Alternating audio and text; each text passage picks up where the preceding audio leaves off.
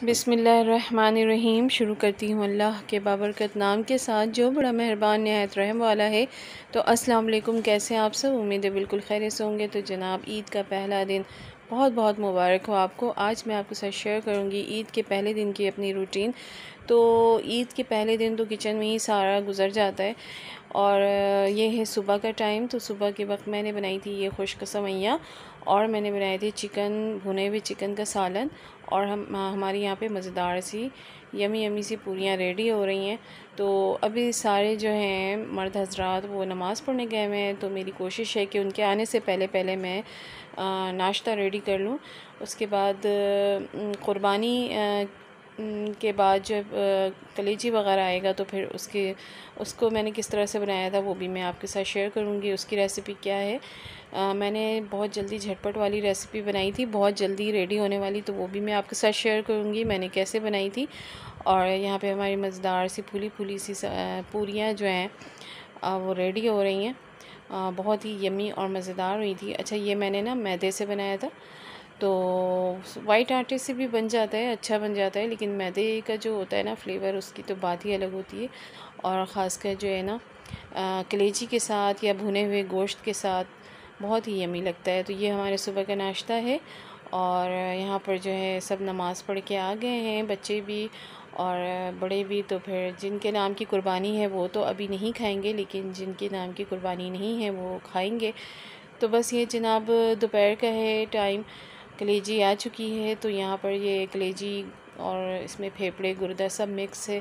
तो बस अब मैं ये फटाफट चढ़ाने लगी हूँ। यहाँ पे मैंने लिए 2 अदद प्याज और आधा कप ऑयल में मैं इसको हल्का सा मैंने ब्राउन किया है, गोल्डन ब्राउन किया है। और उसके बाद मैंने कलेजी डाली है, इसको थोड़ा सा देर मैंने इस तरह से भुना है ऑयल में। उसके बाद जो है ना मैं इसमें अदरक लहसुन का पेस्ट डालूँगी, एक एक चम्मच भर के डालूँगी। और उसके बाद इसमें थोड़ी देर भूनूंगी मैं, ताकि इसकी जो स्मेल थोड़ी बहुत रह गई है वो भी साफ़ हो जाए अच्छे से। थोड़ी देर भूनने के बाद मैंने थोड़े से प्याज मैंने इस तरह से कट करके रखे थे, ये मैं शामिल कर दूंगी ताकि इससे हमारी थोड़ी सी ग्रेवी अच्छी हो जाए।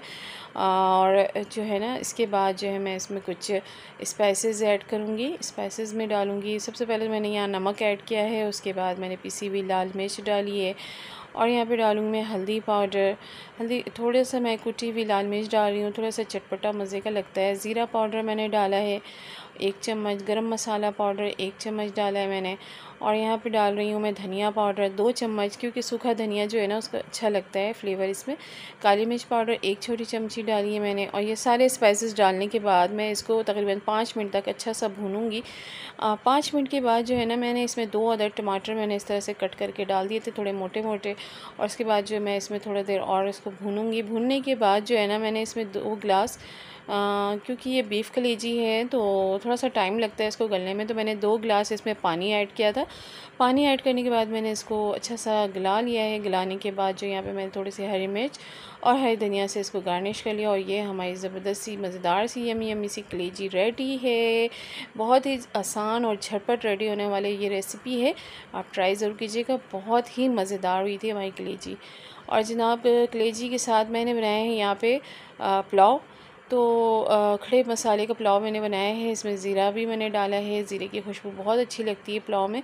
तो बस ये हमारे पुलाव भी रेडी हो गया। और माशाल्लाह से देखिए दाने कितने अच्छे खड़े खड़े से दाने हुए हैं, और बहुत ही मज़ेदार हुए थे पुलाव भी। तो कलेजी के साथ बहुत अच्छे लग रहे थे। और यहाँ पर जो है ना मैंने शामी कबाब के लिए जो है आमेज़ा पीस के रख लिया है। तो अभी मैं इसको फ्रिज में रख दूँगी, ताकि अभी तो किसी का दिल नहीं चाह रहा, बाद में फिर मैं इसकी टिकिया बना लूँगी। और यहाँ पे मैं बना रही हूँ पेशावरी नमकीन गोश्त। तो बस ये हाफ़ डन हो चुका है। तो जनाब ये पहले दिन की ये मेरे सारे दिन की रूटीन है, और किचन में ही सारा दिन गुजर जाता है। तो जनाब आपकी मसरूफ़ियत क्या रही वो मुझे ज़रूर बताइएगा, मुझसे ज़रूर शेयर कीजिएगा। खुशियाँ मनाएँ, अपनों के साथ खुश रहें और खूब सारा ढेर सारा गोश्त खाएँ। इसी के साथ मुझे इजाज़त दें। अपना ढेर सारा ख़्याल रखिएगा। एक दफ़ा फिर से ईद मुबारक। अल्लाह हाफ़िज़।